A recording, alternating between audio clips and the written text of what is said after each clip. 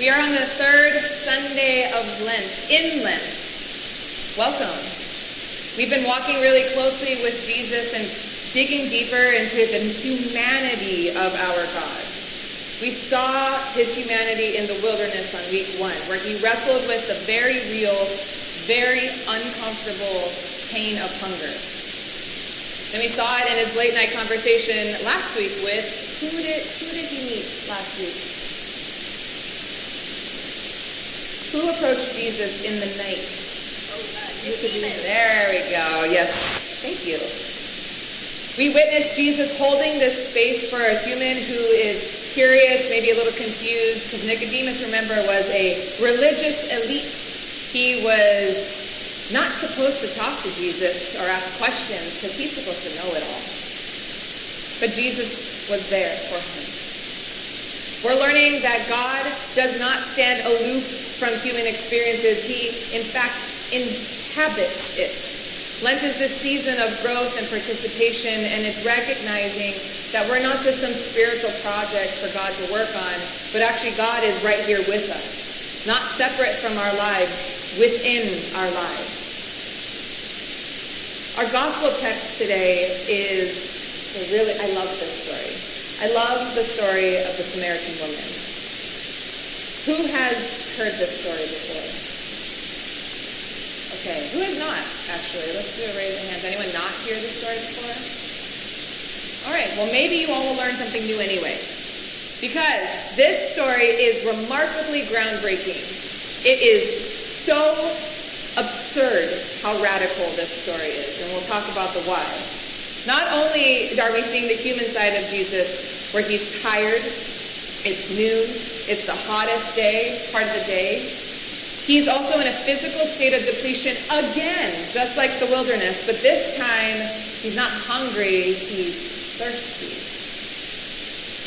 In this state of depletion, he doesn't just shut the world out, because I know when I'm hungry, I become angry. You ever heard the word hangry before? Yes. If I'm thirsty, all bets are off. I carry water with me everywhere, and I'm drinking so much water because I have this weird, irrational fear of being caught somewhere and needing a sip of water. The worst was when I used to live in New York City, and I would travel on the subway for a few years, and I always thought, if this gets stuck in the middle of a tunnel, will I have water? It's a terrible fear, by the way, to live with in the city. But being thirsty to me is almost worse than being hungry. But this man that we know, that we claim as God, was thirsty. That unquenchable thirst. Have you ever thought about Jesus needing water? Needing his body to be refreshed? He approached this situation not as a superior looking down, but he approaches this other very thirsty traveler at the edge of the same well as two humans who need water. Now there are a few boundaries here that Jesus just willingly and happily crosses. And one of them is the physical location of Samaria. The text says that Jesus had to travel through Samaria, but to understand the weight of this walk and why does Samaria even matter, we need to know a little bit about the context. Samaria has bad blood, basically, with Jerusalem. Thousands of years bad blood fueled by this adversity that happened in 722 BCE when, your history, the Assyrians, your history, Assyrians conquered the northern kingdom. And then the elite Israelites were carted off into exile. But the poor were labored behind, left behind. So then the people who remained during and after this intense battle intermarried, foreigners, they did whatever they could to survive. And so pure Jews, who were often in exile, came back to their land and did not see the people who intermarried and had people with different bloodlines. They didn't see them as siblings. They saw them as, and I say this very, very, very cognizant of the word of this, but like a half-blood, half-breed. not fully pure. If you ever watched Harry Potter, this is a huge theme in Harry Potter. We won't go into that today. But seen as religious mongrels, like how dare you unpurify the blood of who we are as the elite Israelites, as the chosen people. And so it started with the war, and then people did what they could to survive, to procreate, to keep the cities alive. And then the animosity, when the Israelites returned, became so violent where both groups, the people who were foreigners and Israelites creating what they could, and the elite Israelites back in Israel, or the exile, they started to fight about who's the true heir of Moses. And they could not agree where God existed. By the way, God exists everywhere. Not just in one city, not just in one building, not just in some place. So the Jews said, God exists where we are. And the Samaritans said, God exists where we are. And so about 150 years before Jesus, the Jewish king destroyed the Sumerian temple because, of course, God only resided in Jerusalem to them. So there's bad blood. It sounds a lot like bad blood that still happens today. People get really, really finicky when you start to threaten their God, or threaten where they think God only exists, or that they are better than. When we start to think we are an elite religious group, we're going to have problems. So, the problems we might face today when it comes to religious elitism is not new, it is not groundbreaking, it is frustrating that it's still happening. But people are destroying other people's temples because they feel threatened. Imagine if we all just enjoyed other people finding God, or having a religion that brought them happiness and joy, or that every religion was just rooted in compassion. What an interesting world that would be. Yet another sermon for another day. So in Jesus' time, there was a really strict rule about othering the Samaritans. You do not go on Samaritan soil.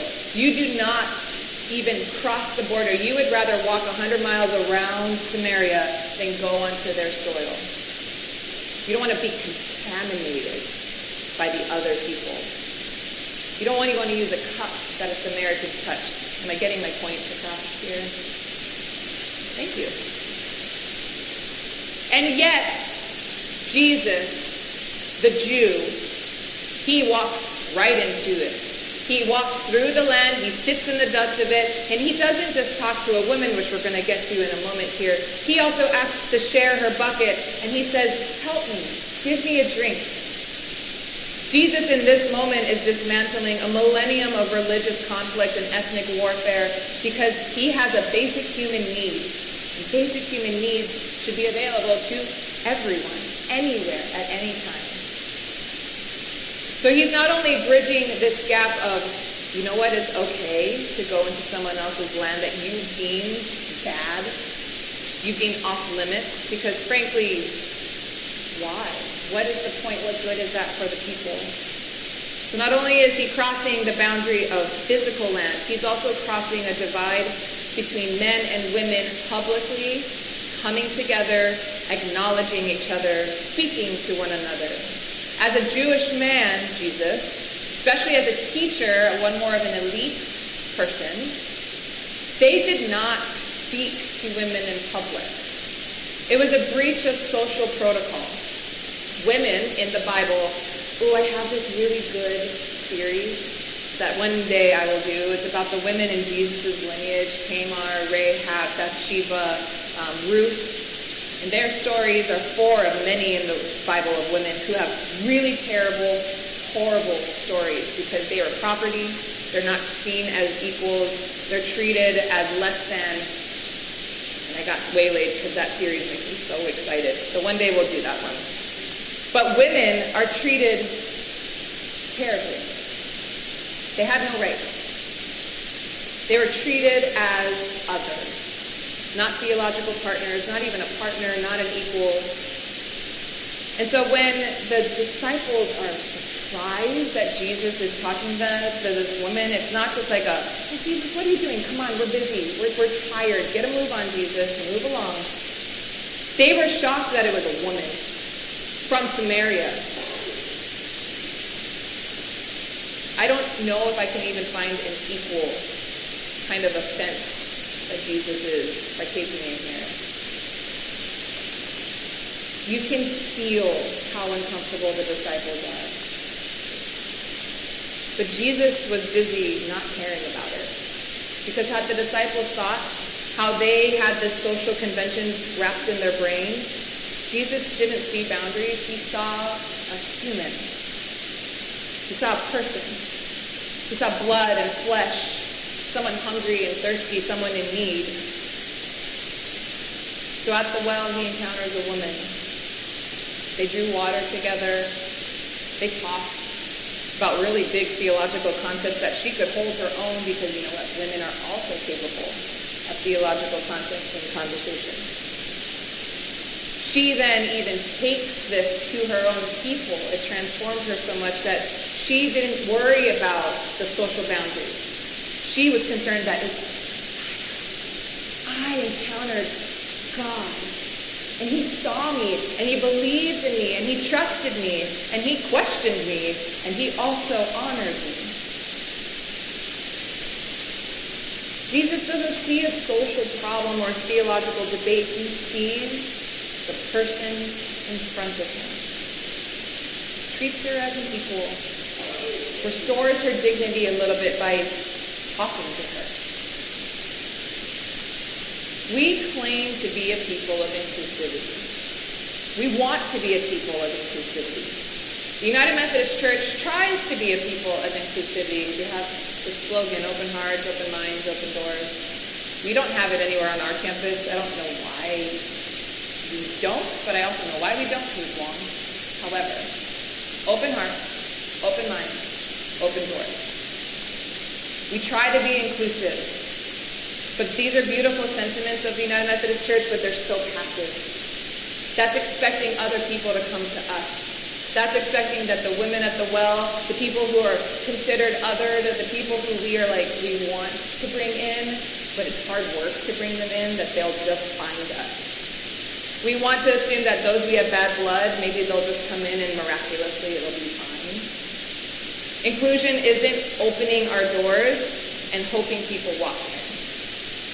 Inclusion is an active verb. It's us stepping out of our comfort zones into boundaries that are sometimes uncomfortable and working to overcome the divisiveness and the dehumanization that we're so used to.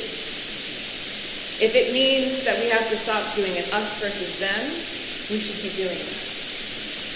We should be looking at the spaces of where people need to be seen. By the way, that's everyone. And invite them.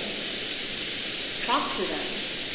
Honor that they are a living, breathing human in front of you. Practically, inclusivity is hard. Because sometimes the people who we feel and deem need church the most maybe don't make us feel safe. We see people on the streets, perhaps who are houseless neighbors. I am not approaching a houseless neighbor by myself. Realistically, I know that is not a boundary that I can do and I can cross by myself. However, when I come to Harvest and we may have houseless neighbors here, that is a safe environment for me to interact with people. However, when you see someone on the street, do you offer and say, hey, we have a Harvest program, come and receive food, you are welcome here. How are we not bypassing the Samaritans of our life? How are you doing so safely, but also pushing out of your comfort zone? Are you choosing paths that avoid tension altogether? Because when we're a community, there's tension. We all come with ideas. We all come with opinions. We all come with different views of how we should function as a church. Inclusion means everyone's welcome at that table to talk about how we function as a church. It means we stop waiting for them to come to us. We need to find a noon hour time where it's most intense, where people are being judged and they're hiding, and we go there. We sit in the dust with them and admit to our own thirst and stop seeing them as projects to be fixed, but seeing them as neighbors to be loved. Not projects to be fixed, but neighbors to be loved. We hold prejudices and we hold them tight, and we lock them in a box, and we throw the key away. Undoing prejudices towards other people is a lot of work. Who do you have a prejudice against? Who are those people that you are absolutely not going to talk to, not going to interact with? Our question today in the Lenten tables, there's one on this side of the narthex, in the middle of the narthex, on this side of the narthex. When you leave, write your answers down. And if you missed the last 2 weeks, the questions are also on the table. But this week's question is, who is someone you've written off in your heart? Who's someone that you've just decided they're in another and you are them? Who are they? Is it a single person? Is it a community? I don't know. So who are they, and is Jesus asking you to see them with new eyes, and how? We are called to set our pride aside. We are called to engage at the well, at the hard places of life, to see our neighbors, to stop fixing people because they're projects, but to start seeing them as neighbors, as people of God, as humans. Generations of tension were broken the day when Jesus entered Samaria and honored a woman as a human, as a person who deserved respect. Can we live into that same uncomfortable boundary and move out of our comfort zones? Faith is not only about feeling comfortable. That means our faith has become stagnant. You should not be in danger. I want to be really clear, the difference between comfortable and danger. However, to be inclusive, it means you must overcome exclusiveness with respect and love and engagement. So who have you written off? Who have you decided is not worth your time? Who do you need to approach at the noon hour? Think about it. Answer it honestly. This is a hard one because I feel like a lot of people on my list, which is bothering me. This is the work of forgiveness. This is the work of inclusivity. And so if we want to love, grow, and serve, this is how we begin to do the real good work of the God that we love. So go, be reflections of God this day. Meet people at the noon hour, even when it's hard. And do so because we all deserve humanity, respect, and to be seen.